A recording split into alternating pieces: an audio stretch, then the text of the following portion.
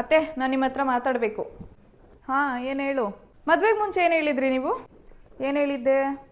ನನ್ನ ನಿಮ್ಮ ಮಗಳ ಥರ ನೋಡ್ಕೊತೀನಿ ಅಂತ ಹೇಳಿದ್ರಿ ಅಲ್ವಾ? ಇವಾಗಲೂ ನಿನ್ನ ನನ್ನ ಮಗಳು ನೋಡ್ಕೊಂಡಂಗೆ ನೋಡ್ಕೊತಾ ಇದ್ದೀನಿ. ಮತ್ತೆ ನಿಮ್ಮ ಮಗಳು ಮಾತ್ರ ಇಷ್ಟ ಬಂದದ್ದು ಬಟ್ಟೆ ಹಾಕೋಬೋದು, ಜೀನ್ಸ್ ಹಾಕೊಂಡು ಓಡಾಡ್ಬೋದು. ನಾನು ಮಾತ್ರ ಯಾವಾಗಲೂ ಹಿಂಗೆ ಸೀರೆ ಉಟ್ಕೊಂಡು ಗೌರಮ್ಮನ ಥರನೇ ಇರಬೇಕು. ಯಾಕೆ? ಹಾಗೆ ನಿಮ್ಮ ಮಗಳು ಅಕ್ಕಪಕ್ಕದವ್ರ ಜೊತೆ ಮಾತಾಡ್ಕೊಂಡು ಒಳ್ಳೆ ಹೆಸರು ತೊಗೋಬೋದು.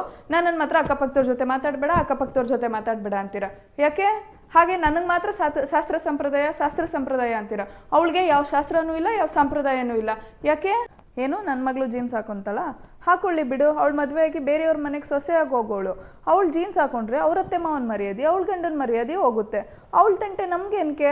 ಅವ್ರತ್ತೆ ಮನೆಯವ್ರು ನೋಡ್ಕೊತಾರೆ, ಅವಳು ಕಟ್ಕೊಂಡು ನಮ್ಗೇನಾಗಬೇಕು? ಇನ್ನು ಅವ್ರಿವ್ರ ಜೊತೆ ಅಕ್ಕಪಕ್ಕದವ್ರ ಜೊತೆ ಮಾತಾಡಲಿ ಬಿಡು. ಅವ್ರ ಜೊತೆ ಮಾತಾಡ್ಕೊಂಡು ಅವಳ ಜೀವನ ಅವಳೇ ಹಾಳು ಮಾಡ್ಕೋತಾ ಇದ್ದಾಳೆ. ಅವಳು ಕಟ್ಕೊಂಡು ನಮಗೇನು?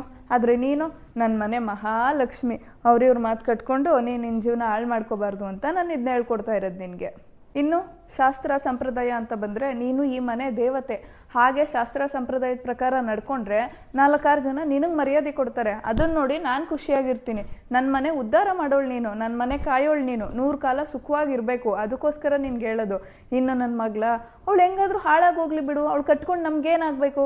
ಅವಳಿಷ್ಟ ಅವಳ ಗಂಡನ ಮನೆ. ನಗಲಾರದೆ ಅಳಲಾರದೆ ತೊಳಲಾಡಿದೆ ಜೀವ.